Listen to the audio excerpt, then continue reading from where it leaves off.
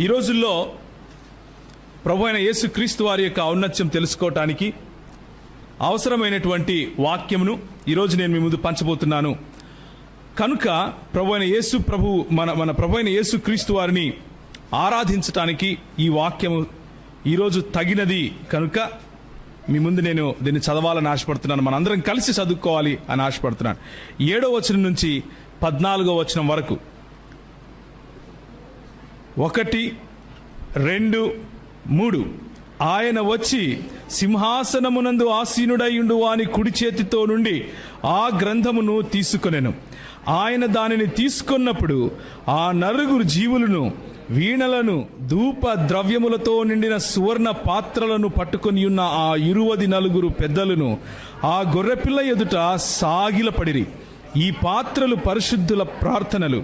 ఆ పెద్దలు, నీవు ఆ గ్రంథమును తీసుకొని దాని ముద్రలను విప్పుటకు యోగ్యుడవు, నీవు వధింపబడిన వాడవై నీ రక్తమిచ్చి ప్రతి వంశములోనూ ఆయా భాషలు మాట్లాడు వారిలోను ప్రతి ప్రజలలోను ప్రతి జనములోను దేవుని కొరకు మనుష్యులను కొని మా దేవునికి వారిని ఒక రాజ్యముగా యాజకులనుగా చేసితివి గనుక వారు భూలోకమందు ఏలుదురని క్రొత్త పాట పాడుదురు. మరియు నేను చూడగా సింహాసనమును జీవులను పెద్దలను ఆవరించి ఉన్న అనేక దూతల స్వరము వినబడెను. వారి లెక్క కోట్ల కొలదిగా ఉండెను. వారు వధింపబడిన గొర్రెపిల్ల శక్తియు ఐశ్వర్యమును జ్ఞానమును బలమును ఘనతయు మహిమయు స్తోత్రమును పొందనర్హుడని గొప్ప స్వరముతో చెప్పుచుండిరి. అంతటా పరలోకమందును భూలోకమందును భూమి క్రిందను సముద్రములోను ఉన్న ప్రతి సృష్టము అనగా వాటిలోనున్న సర్వమును సింహాసనాసీనుడై ఉన్న వానికిని గొర్రెపిల్లకును స్తోత్రము అని గట్టిగా చెప్పాలి. అప్పుడు ఆ 4 జీవులు ఆమేన్ అని చెప్పగా ఆ పెద్దలు సాగిలపడి నమస్కారము చేసిరి. ప్రభువా నీకు స్తోత్రము నాయన. ఈ సాయంకాల సమయంలో మీ ఎదుట సాగిలపడి మేము మా ఆత్మలో ఆనందిస్తూ స్తుతిస్తున్నాం. గొర్రెపిల్లగా మా కొరకు నువ్వు చేసినటువంటి ఆ స్తుతి యాగము, బలి యాగము, మా పాప పరిహారార్థమై నువ్వు చేసినటువంటి ఆ యాగాన్ని జ్ఞాపకం చేసుకుంటూ నిన్ను స్తుతించి ఆరాధిస్తున్నాం. ప్రభా నీకు మా జీవితాలలో మా హృదయాలలో పెద్దపీట వేస్తున్నాం. నీవు మా దేవుడవని ఒప్పుకుంటున్నాం. సింహాసనాసీనుడైన వానితో సహా కూర్చున్నటువంటి గొర్రెపిల్లవైన దేవా నీకు స్తోత్రములు చెల్లిస్తూ ఈ సాయంకాలము నీ ఔన్నత్యాన్ని నీ దేవత్వాన్ని జ్ఞాపకం చేసుకుంటూ నిన్ను స్తుతించే భాగ్యాన్ని మాకిచ్చినందుకు మీకే వేలాది లెక్కలేనటువంటి స్తోత్రములు చెల్లిస్తూ ఈ స్తుతి ఆరాధనను యేసు ప్రభువు నామమున సమర్పిస్తున్నాము తండ్రి. ఆమెన్. దయచేసి కూర్చోండి. ఎందుకని ఈరోజు ఈ వాక్య భాగాన్ని మీతో చదివించాను అంటే, యేసు ప్రభువు మాత్రమే నిజమైన దేవుడు అని దేవుని వాక్యం చెబుతా ఉంది. యేసు ప్రభువు మాత్రమే అన్ని భాషలు, అన్ని జాతులు, అన్ని రకాల ప్రజల పైన ఆయన ప్రభువై ఉన్నాడు అని దేవుని వాక్యం ప్రకటిస్తూ ఉంది. దేవుని వాక్యము ఇంతవరకు ఆజాద్ చెప్పినట్లుగా ఆయన అంటే 14వ అధ్యాయంలో యేసు నేనే మార్గమును సత్యమును జీవమును అని చాటుకున్నాడు. ఎందుకు ఆయనే సత్యము, ఎందుకు ఆయనే మార్గము, ఎందుకు ఆయనే జీవము అన్నటువంటి ప్రశ్నను గనక మనం వేసుకుంటే దేవుని వాక్యంలో నుండి మనకు సమాధానాలు దొరుకుతాయి.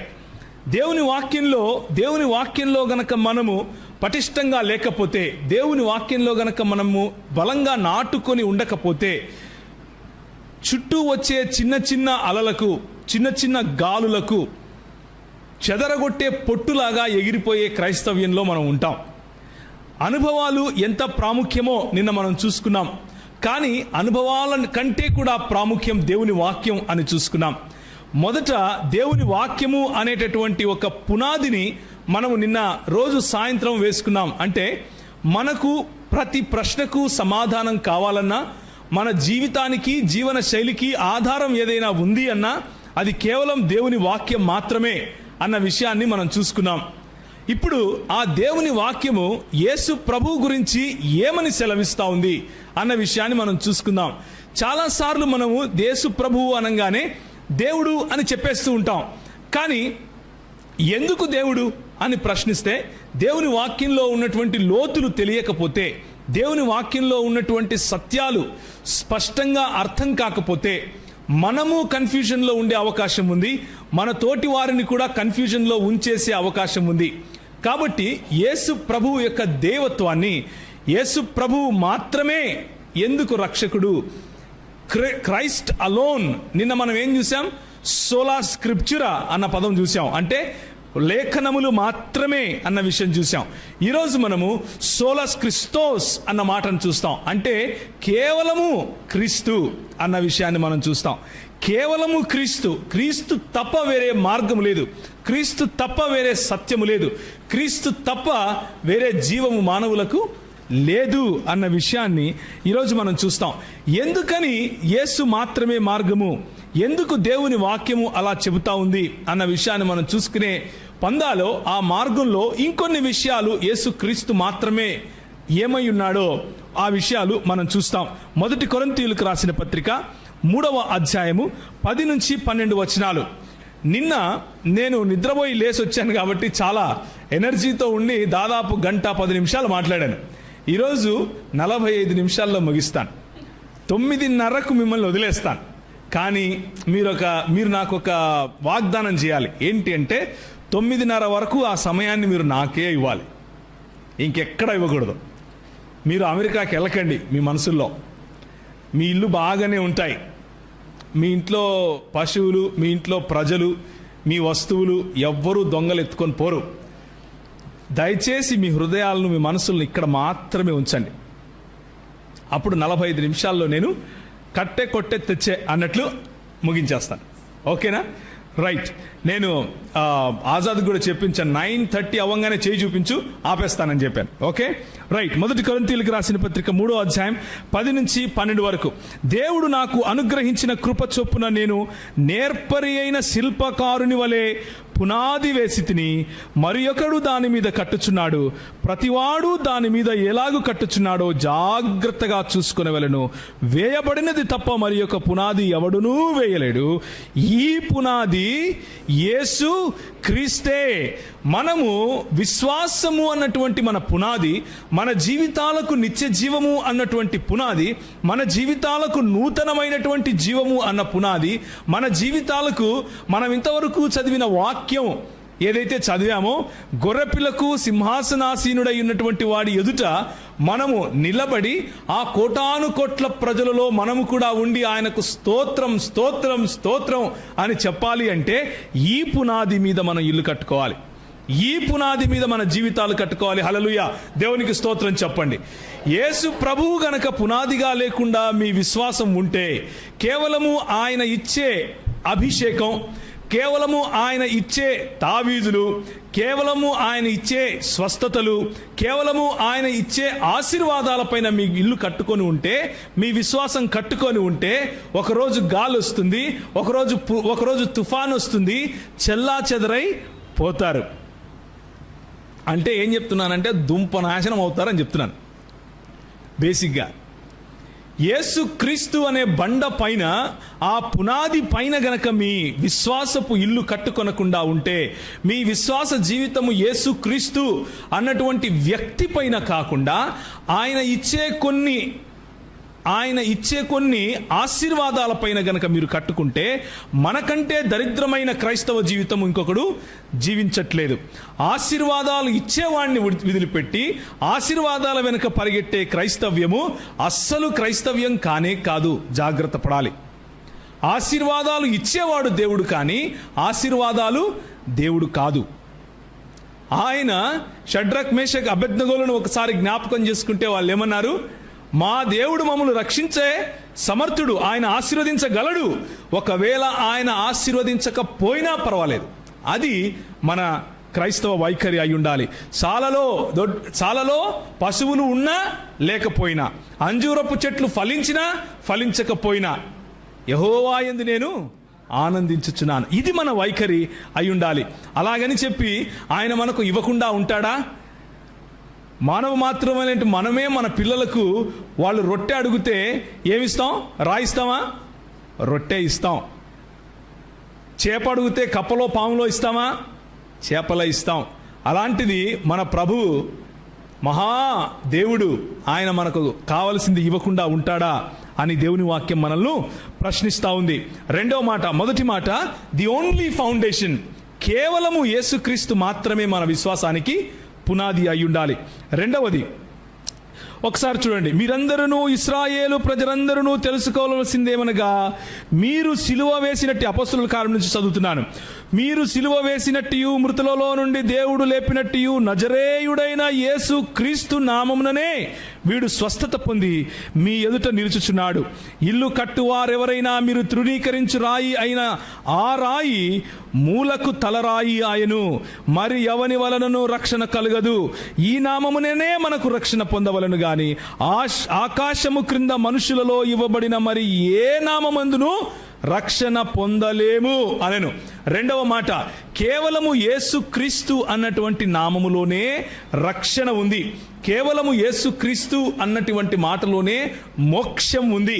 కేవలము యేసుక్రీస్తు అన్నటువంటి మాటలోనే, ఆ నామములోనే మనకు నిర్వాణమన్నా, మోక్షమన్నా, రక్షణన్నా, పరలోకమన్నా, నిత్య జీవమన్నా, ఏదైనా అనుకోండి, దానికి ఏదైనా పేరు పెట్టండి, చివరికి యేసుక్రీస్తు అన్నటువంటి నామములో మాత్రమే అది సాధ్యం. దేవునికి స్తోత్రం, హల్లెలూయా. ఎందుకు యేసుక్రీస్తు అన్నది మనము ఆలోచించాలి. దేవుని వాక్యము చెప్పేదాన్ని మనము తూచా తప్పకుండా తీసుకుంటాం. అదే ఫౌండేషన్, అదే పునాది నిన్న మనం వేసుకున్నాం. ఆ పునాది ఆధారంగా no other name, there is no other name on the face of the earth, ఈ భూలోకం పైన కానీ మరి పరలోకంలో కానీ ఇంకా ఏ లోకంలో కూడా యేసుక్రీస్తు అన్న పేరు తప్ప, ఆ నామము తప్ప ఇంకా ఏ నామములోనూ మనకు రక్షణ లేదు. ఏ నామమునకు అంత ఘనత దేవుడు ఇవ్వలేదు. యోహాను సువార్త 14వ అధ్యాయం, తండ్రి యందు నేనును నా యందు తండ్రియు ఉన్నామని నమ్ముడి, లేదా ఈ క్రియల నిమిత్తమై నన్ను నమ్ముడి.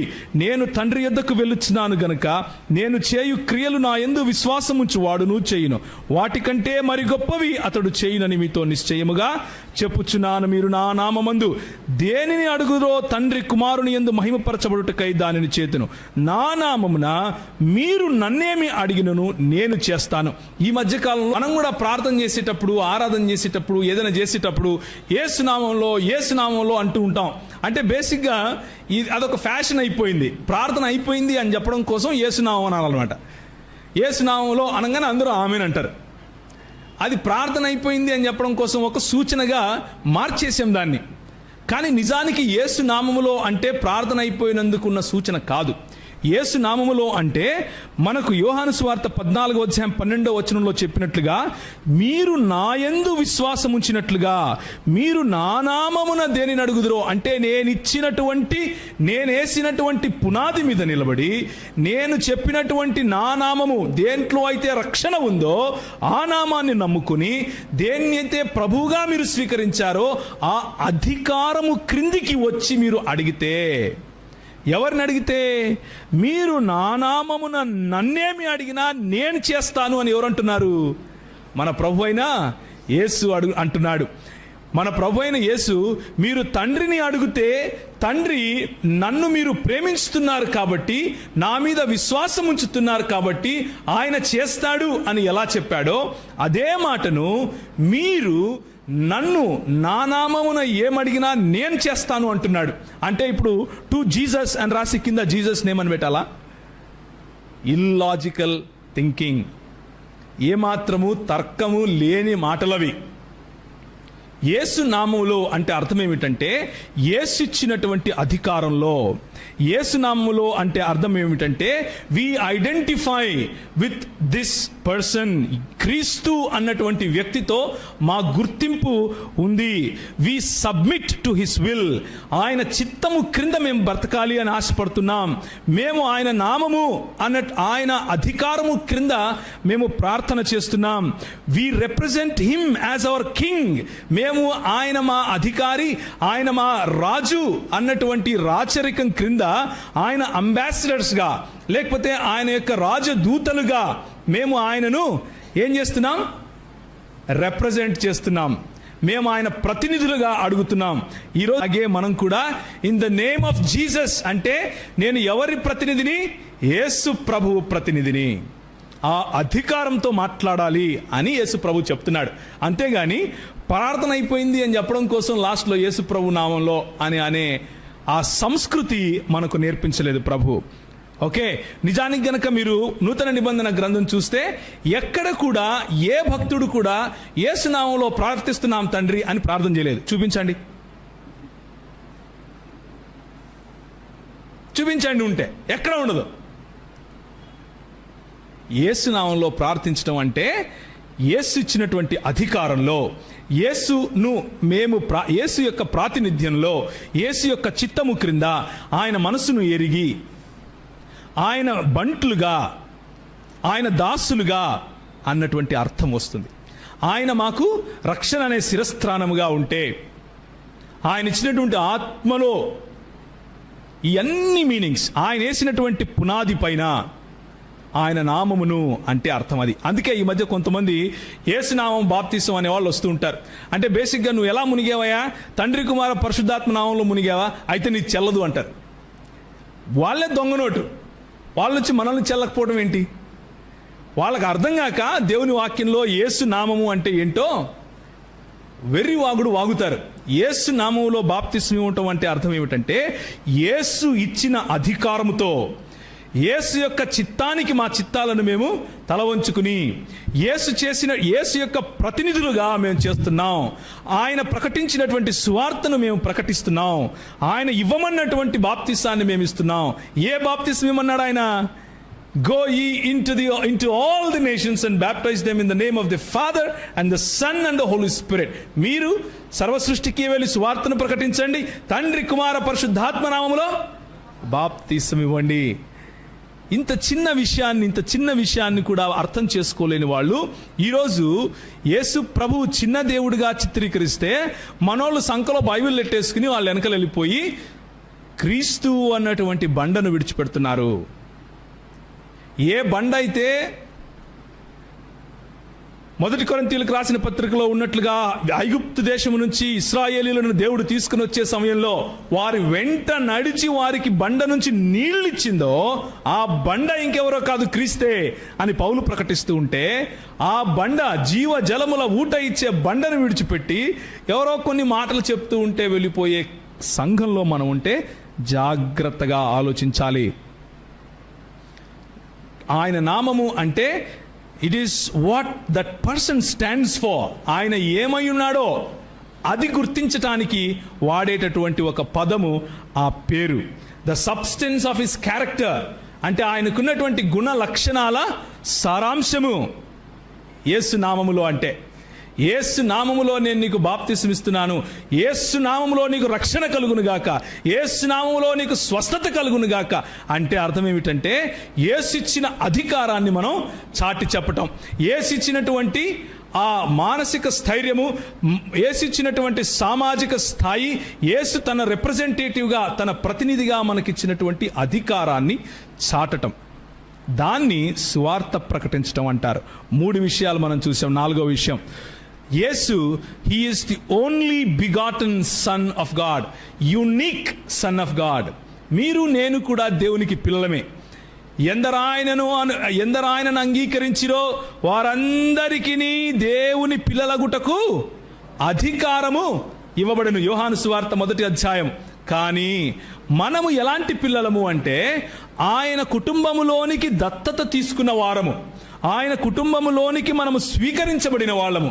ఎలా స్వీకరించబడ్డాము అంటే ఒక్కగానొక్క కుమారుడైన unique sun of God, the only begotten son of God అయినటువంటి యేసు క్రీస్తు యొక్క రక్తము క్రింద, ఆయన వేసినటువంటి పునాది పైన, ఆయన ఇచ్చినటువంటి రక్షణ కారణంగా ఆయన నామములో మనము కుమారత్వాన్ని పొందాం. ఆయన లాంటి కుమారులం కాదు. అందుకే యోహాను సువార్త 3వ అధ్యాయము 16వ వచనం, 3:16 ఏముంటుంది చెప్పండి? దేవుడు లోకమును ఎంతో ప్రేమించెను కాగా తన అద్వితీయ కుమారునిగా, అద్వితీయ అంటే ఆయనను పోలి ఇంకొకడు లేని అని అర్థం. ఆయన వంటి ఇంకొకడు లేడు అని అర్థం. వన్ ఆఫ్ హిస్ కైండ్ అని, యునిక్ అని అర్థం. ఆయన లాంటి కుమారులం మనం కాదు. కానీ కొంతమంది ఏం చేస్తూ ఉంటారు అంటే, యేసు ప్రభు మా పెద్దన్న, ఎందుకు అంటే ఆయన దేవుని కుమారుడే, మేము దేవుని కుమారులమే. పరిశుద్ధాత్ముడు మా చిన్నన్న, ఎందుకు అంటే యేసు ప్రభు తర్వాత పరిశుద్ధాత్ముడు పుట్టాడు. ఇలాంటి వెర్రివాగుడు కూడా వాగుతూ ఉంటారు. ఇలాంటి వాళ్ళను కూడా మనం సహిస్తే ఇక మన బతుకులు తెల్లారినట్లే. మనం ఆలోచించుకోవాలి. యేసు ప్రభు 5వ మాట, why he alone is the వే.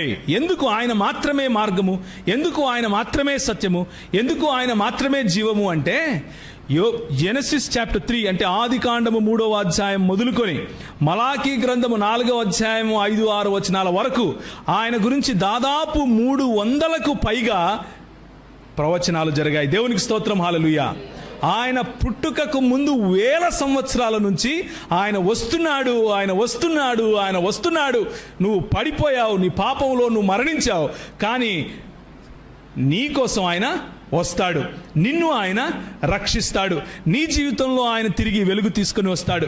నువ్వు కోల్పోయిన అధికారాన్ని ఆయన తిరిగి నీకు ఇస్తాడు. నువ్వు కోల్పోయినటువంటి వెలుగును తిరిగి ఆయన నీకు ఇస్తాడు. నువ్వు కోల్పోయిన జీవాన్ని తిరిగి నీకు ఇస్తాడు అంటూ 300కు పైగా ప్రవచనాలు ఆయనలో నెరవేరాయి అని బైబిల్ స్కాలర్స్ చెప్తారు. కనీసం 44 నేను నా సొంతంగా నేనే రీసెర్చ్ చేసుకున్నాను. 44, కనీసం 44. అందులో ఈరోజు కొన్ని మాత్రమే మీ ముందు పెడతాను, కొన్ని మాత్రమే. ఎందుకు యేసు ప్రభువు మాత్రమే మార్గము, ఎందుకు యేసు ప్రభువు మాత్రమే సత్యము, ఎందుకు యేసు ప్రభువు మాత్రమే జీవము. మొదటి మాట దేవుని వాక్యం చెబుతోంది కాబట్టి. రెండవ మాట ఆ దేవుని వాక్యంలో ఆయన మాత్రమే ఫౌండేషన్ అని అన్నాడు కాబట్టి. మూడవ మాట ఆయన మాటలో, ఆయన నామములో మాత్రమే ఆ అధికారం ఉంది కాబట్టి. నాలుగవ మాట ఆయన మాత్రమే దేవుని యొక్క అద్వితీయ కుమారుడు కాబట్టి. ఐదవ మాట ఆయన గురించి ఆయన పుట్టుకకు మునుపు 1000 సంవత్సరాల నుంచి ఏం జరిగింది, ప్రవచనాలు జరుగుతూ వచ్చాయి. అవన్నీ కూడా ఆయన జీవితంలో నెరవేరుతూ వచ్చాయి. మచ్చుకు ఒకటి చూడండి, మీకా గ్రంథము 5వ అధ్యాయం 2వ వచనం. ఇక్కడ నుంచి యేసు ప్రభువు యొక్క ప్రవచనాలు, ఆయన యొక్క దేవత్వము వైపుకు మనం వెళ్తాం. యేసు ప్రభువు మాత్రమే ఎందుకు దేవుడు, యేసు ప్రభువు మాత్రమే ఎందుకు మార్గము, సత్యము, జీవము అన్న విషయాన్ని మనం చూస్తాం. ఆసక్తి గల వాళ్ళు రాసుకోండి, ఆసక్తి లేని వాళ్ళు వినండి, రెండూ లేని వాళ్ళు నిద్రపోండి. మీకా 5:2 బెత్లెహేము ఎఫ్రాతా. ఇది మనం మామూలుగా క్రిస్మస్ వచ్చిన సమయాల్లో పాస్టర్ గారు చెప్తూ ఉంటారు. మనం కూడా శాంటా క్లాజ్ను చూసుకుని అబ్బా అబ్బా అబ్బా అబ్బా అనుకుంటాం, ఆ తర్వాత మర్చిపోతాం. కానీ ఈ వాక్యంలో ఉన్న లోతును ఒకసారి చూడండి. బెత్లెహేము ఎఫ్రాతా, యూదావారి కుటుంబములలో నీవు స్వల్ప గ్రామమైనను నా కొరకు ఇశ్రాయేలీయులను ఏలబోవువాడు నీలో నుండి వచ్చుచున్నాడు. పురాతన కాలము మొదలుకొని శాశ్వత కాలము ఆయన ప్రత్యక్షమగుచూ ఉండెను. దీనిని థియలాజికల్ టర్మ్స్లో, లేకపోతే దైవ జ్ఞానము చదివే వాళ్ళు, లేకపోతే దీన్ని దైవ జ్ఞానాన్ని ఇంకొక రకంగా చెప్పాలంటే వేదాంతము అని కూడా అంటారు. వేదాంత అభ్యాసం చేసేవాళ్ళు ఏమంటారు అంటే గ్రీక్ భాషలో థియోఫేనీ అంటారు. అంటే దేవుని యొక్క ప్రత్యక్షత అని అంటారు. క్రీస్తును దేవునితో పోల్చి మరి ఆయన ప్రత్యక్షతలు ఇస్తూ వచ్చాడు అని చెప్తారు. ఎప్పటి నుంచి? పురాతన కాలము నుంచి. పురాతన కాలము అని ఇక్కడ వాడినటువంటి హిబ్రీ పదాన్ని ఏమని అనొచ్చు అంటే సమయం అన్నది మొదలైనప్పటి నుంచి అని చెప్పొచ్చు. శాశ్వత కాలము అని అంటే సమయం అన్నది ముగించేంత వరకు అని చెప్పొచ్చు. శాశ్వత కాలము నుంచి శాశ్వత కాలం వరకు ఉండేది ఎవరండి? ఏం మాట్లాడరు? దేవుడు కాకుండా ఎవరైనా సమయం అన్నది మొదలైనప్పటి నుంచి సమయం అన్నది అంతమైపోయేంత వరకు ఉండగలుగుతారా? ఏంటి మాట్లాడరు? ఉంటారా? ఉండలేరా? ఉండలేరు. దేవుడు అన్నవాడు సమయము, పదార్థము, ప్రదేశము అన్న చోట్లకు, అన్న బంధనాల నుండి, అన్న అవధుల నుండి, అన్న ఎల్లల నుండి వాటి అవతల ఉంటాడు అన్నది బైబిల్ దృక్పథం. ఇది సండే స్కూల్ పిల్లలు అడిగినా చెప్తారు. ఇది పురాతన కాలము మొదలుకొని శాశ్వత కాలం వరకు తన ప్రత్యక్షతలు చూపిస్తూ వచ్చినటువంటి ఈయన ఇంతకు ఎవరు అని మనం గమనించాలి. ఇంతకు ఆయన ప్రత్యక్షతల గురించి మనం చూడటానికి ముందు ఒక రెండు విషయాలు చూడండి. యోహాను సువార్త 12వ అధ్యాయము 40 నుంచి 41 వరకు. వారు కన్నులతో చూచి హృదయముతో గ్రహించి మనస్సు మార్చుకొని నా వలన స్వస్థపరచుకుంటున్నట్లు ఆయన వారి కన్నులు అంధత్వము కలుగజేసి వారి హృదయము కఠినపరచును అని యెషయా మరి ఒక చోట చెప్పెను. యెషయా ఆయన మహిమను చూచినందున ఆయనను గూర్చి ఈ మాటలు చెప్పెను అని యేసు ప్రభువు గురించి యెషయా ఏవో మాటలు చెప్పాడు అని యోహాను చెప్తున్నాడు. యోహాను ఏం చెప్తున్నాడు అంటే, యెషయా ప్రవక్త యేసు ప్రభువు గురించి ఈ మాటలు చెప్పాడు, యేసు ప్రభువు యొక్క మహిమను యెషయా చూశాడు అని ఇక్కడ చెప్తున్నాడు. అవునా అని చెప్పేసి యోహాను గారి దగ్గరికి వెళ్ళి, అయ్యా ఏంది ఆయన ఏదో చూసినాడంట చెప్తావు అని అడిగినామనుకో, ఆయన నాకేం తెలుసు యెషయాను అడుగు అంటాడు. మనం యెషయా దగ్గరికి పోయి, ఏమయ్యా యెషయా ఏమో చెప్పినావంట చూసినావంటనే యేసు ప్రభువును అంటే, అవును నేను బుక్ రాసినలా చదువుకోలే అంటాడు. కాబట్టి మీ చేతిలో యెషయా గ్రంథం ఉంది కదా, అక్కడికి వెళ్ళండి. 6వ అధ్యాయం మొదటి 6 వచనాలు. ఇప్పుడు వచ్చి యెషయా మనకు ఎప్పుడు పుస్తకంలోనే చూసుకోవాలి.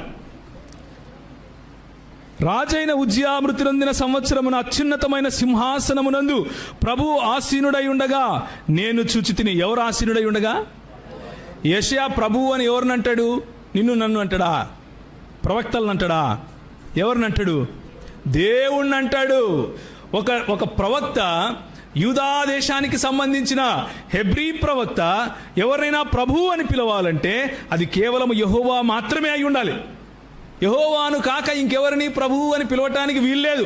పిలిస్తే రాళ్లతో కొట్టి చంపాలి అని వాళ్ళ ధర్మశాస్త్రం చెబుతుంది. ప్రభువు సింహాసనాసీనుడై ఉండగా ఆయన నేను చూచితిని. ఆయన చొక్కాయి అంచులు దేవాలయమును నిండుకొనెను. ఆయన పైగా శరాపులు నిలిచి ఉండిరి, ఒక్కొక్కరికి 6 రెక్కలుండును అంటూ ఆయన యొక్క మహా అద్వితీయమైనటువంటి ఆ ప్రదర్శన, అద్వితీయమైనటువంటి ఆ ప్రత్యక్షతను ఆయన వివరిస్తున్నాడు, వర్ణిస్తున్నాడు. ఆయనకు చేతనైనటువంటి పదాలను తీసుకుని అక్కడ రాస్తున్నాడు. చివరికి ఆయన అంటున్నాడు, అయ్యో నేను అపవిత్రమైన పెదవులు గలవాడిని, అపవిత్రమైన పెదవులు గల జనుల మధ్య నివసించువాడను, నేను నశించి తిని రాజును సైన్యములకు అధిపతియగు యెహోవాను నేను కన్నులారా. ఎవరిని చూశాడంట? యెహోవాను కన్నులారా చూశాను అని యెషయా చెప్తుంటే యోహాను ఏమంటున్నాడు? యేసు ప్రభువును యెషయా చూసి ఈ మాటలు రాశాడు అంటున్నాడు. సో ఇప్పుడు యోహాను భక్తుడు యేసు ప్రభువును ఎవరితో పోలుస్తున్నాడు? ఎవరితో పోలుస్తున్నాడండి? యెహోవాగా ఆయనను గుర్తిస్తున్నాడు. యెహోవాగా గుర్తిస్తున్నాడు. యెహోవా అనంగానే మీకు లోపల యాంటినాలు లేస్తాయి పైకి. ఇట్లా ఏందినా ఏదో కొత్త మాటలు చెప్తున్నాడు మాకు, యేసు అనుకున్నాం యెహోవా అంట. చూద్దాం. యోహాను సువార్త 5వ అధ్యాయం 37వ వచనం. మరియు నన్ను పంపిన తండ్రియే నన్ను గూర్చి సాక్ష్యమిచ్చుచున్నాడు. మీరు ఏ కాలమందైనను ఆయన స్వరము వినలేదు, ఆయన స్వరూపము చూడలేదు. ఎవరు చూడలేదంట? యూదులు ఏ కాలమందైనను ఆయన స్వరము వినలేదంట, ఆయన స్వరూపము చూడలేదంట. ఇదే మాట యోహాను సువార్త 1వ అధ్యాయం 18వ వచనం చూడండి.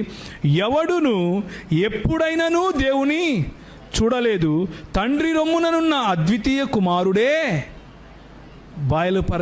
బయలుపరచెను. ఇప్పుడు ఎవరూ దేవుని స్వరం వినకపోతే, ఎవరూ దేవుణ్ణి చూడకపోతే మరి యెషయా చూసింది ఏంది? కలగనిడా?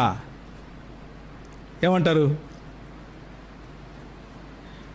అదన్నా తప్పై ఉండాలి, ఇదన్నా తప్పై ఉండాలి. యేసు ప్రభు అబద్ధం అన్నాడంటారా? చూద్దాం అది ఎలాగో.